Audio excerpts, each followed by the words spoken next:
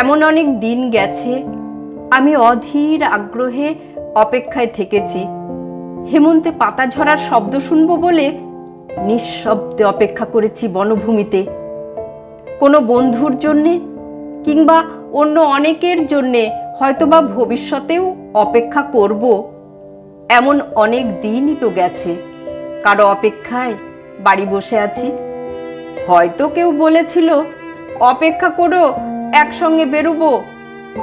এক শনিবার রাতে খুব ক্যাজুয়ালি কোনো বন্ধু ঘোরের মধ্যে গোঙানির মতো উচ্চারণ করেছিল, বাড়ি থেকো, ভোরবেলা তোমাকে তুলে নেব। হয়তো বা ওর মনের মধ্যে ছিল চুনিয়া অথবা শ্রীপুর ফরেস্ট বাংলো। আমি অপেক্ষায় থেকেছি। যুদ্ধের অনেক আগে একবার আমার প্রিয় বন্ধু অলোক মিত্র ঠাট্টা করে বলেছিল, জীবনে তো কিছুই দেখলি না নুবজোপিট পানশালা ছাড়া, চল তোকে দিনাজপুরে নিয়ে যাব। কান্তজির মন্দির ও রামসাগর দেখবি, বিরাট গোলাকার চাঁদ, মস্ত খোলা আকাশ দেখবি, পলা ও আধিয়ারদের জীবন দেখবি। গল্প টল্প লেখার ব্যাপারে কিছু উপাদান পেয়ে যেতেও পারিস। তৈরি থাকিস, আমি আসব।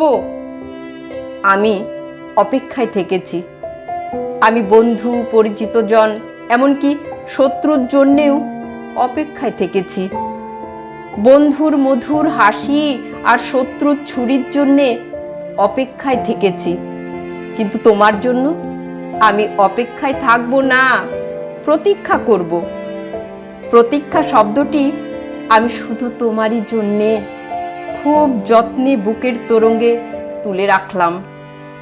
অভিধানে শব্দ দুটির তেমন কোনো আলাদা মানে নেই, কিন্তু আমরা দুজন জানি ওই দুই শব্দের মধ্যে পার্থক্য অনেক। অপেক্ষা একটি দরকারি শব্দ, আটপৌরে দোতনাহীন ব্যঞ্জনাবিহীন অনেকের প্রয়োজন মেটায়। প্রতীক্ষায় আমাদের ব্যবহার্য সঠিক শব্দ। উনমান অপর শব্দটি আমাদের ব্যবহারের অযোগ্য। আমরা কি একে অপরের জন্য প্রতীক্ষা করব না? আমি তোমার জন্যে পথ প্রান্তে অসত্যের মতো দাঁড়িয়ে থাকব।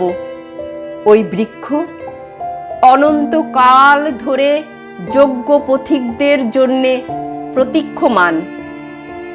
আমাকে তুমি অপেক্ষা করতে বলো, আমি ঠাঁই দাঁড়িয়ে থাকব অনড় বিশ্বাসে। দাঁড়িয়ে থাকতে থাকতে আমার পায়ে শিকড় গজাবে, আমার প্রতীক্ষা তবু ফুরবে না।